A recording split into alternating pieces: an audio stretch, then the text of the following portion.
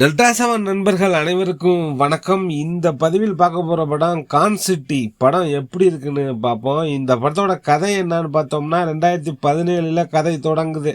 கர்நாடக மாநிலம் மங்களூரில் இவர் கதாநாயகன் அர்ஜுன் தாஸ் ஒரு சின்னதாக ஹோட்டல் ஒன்று நடத்திட்டு இருக்காரு. இவர் கூட இவர் குடும்பம் இருக்குது.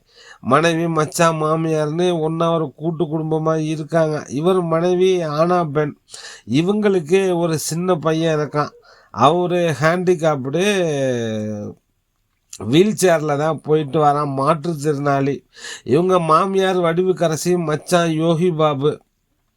ஒரு நாள் ஸ்கூல் போனவன் அந்த சின்ன பையன் திரும்பி வீட்டுக்கு வரவே இல்லை.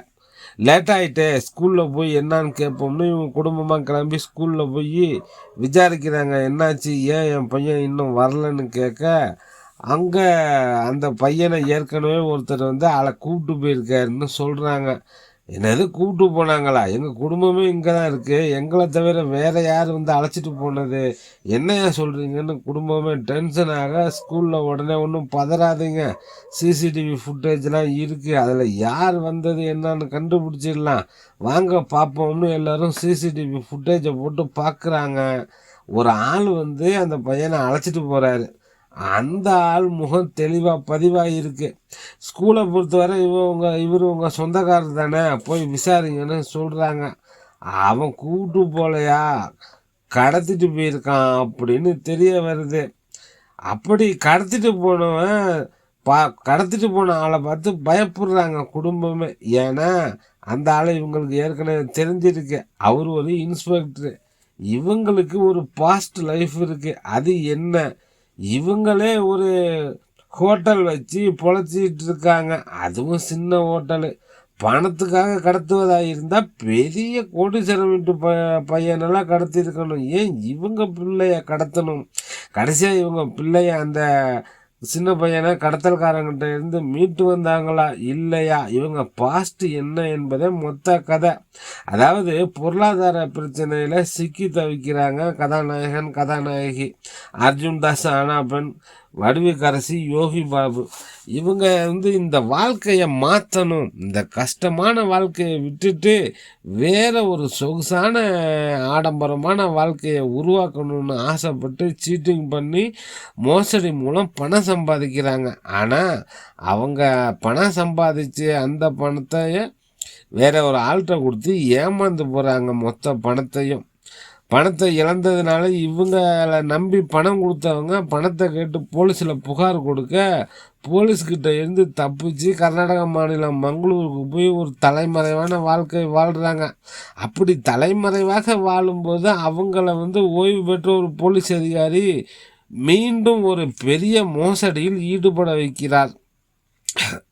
இதிலிருந்து அந்த திட்டம் வெற்றி பெற்றதா இல்லையா என்பதே மீதி கதை. யதார்த்த நடிப்பை காட்டி ரசிக்க வைக்கும் அர்ஜுன் தாஸ் நடுத்தர குடும்பத்தை சேர்ந்த ஒரு இளைஞனின் வாழ்க்கை எவ்வளவு சுமையானது, கடுமையானது என்பதை கண்ணாடி போல பிரதிபலிக்கிறாரு. அழகான சிரிப்பு, அளவான நடிப்பு என இயல்பான நடிப்பை கொடுத்திருக்காங்க கதாநாயகி ஆனா பெண். வடிவுக்கரசி, ராதா ரவி இவங்களுடைய அனுபவ நடிப்பு படத்துக்கு பெரிய பலம்தான். Yogi Babu, VTV கணேஷோட timing, comedy எல்லாம் ரசிக்க வைக்குது. சிறுவன் அகிலன் கதாபாத்திரம் ஒரு ட்விஸ்ட் இருக்குது. அதில் அருள்தாஸ், தம்பி ராமையா, இம்மான் அண்ணாச்சி இவங்களோட நடிப்பு நிறைவாக இருக்குது. அரவிந்த் விஸ்வநாதனின் ஒளிப்பதிவு, சான்ரோலனின் மியூசிக்கு படத்தை தாங்கி பிடிக்குது. முதல் படத்திலேயே கவனம் பெற்றிருக்காரு அறிமுக இயக்குனர் ஹரிஷ் துரராஜ். கதாபாத்திரங்களுக்கு சரியான நடிகர்களை தேர்வு பண்ணியிருக்காரு. அதுவே ஒரு பெரிய விஷயந்தான். இந்தந்த கதாபாத்திரத்தை இவங்க தான் பண்ணணும்னு தீர்மானிச்சிருக்காரு இல்லையா, சரியான நபர்களாக தான் தேர்வு பண்ணியிருக்காரு. ஆனால் திரைக்கதையில் இன்னுமே கவனம் செலுத்தியிருக்கணும். இவங்க பண்ணுற மோசடி, சீட்டிங்கு, ஸ்கேம் எதுவும் இன்னும் நம்பும்படியாக இல்லை. இவ்வளவு ஈஸியாகவா ஏமாற்ற முடியும் அப்படின்னு தான் நினைக்க தோணுது. அங்கங்கே லாஜிக் மீறல் எட்டி பார்க்குது. ஒரு லாஜிக்கையோட யோசித்து பார்த்தோம்னா ஒன்றும் செட் ஆகாது. சில பேர் இந்த படத்தை லக்கி பாஸ்கர் சதுரங்க வேட்டையோடு ஒப்பிட்டு பேசிடுறாங்க.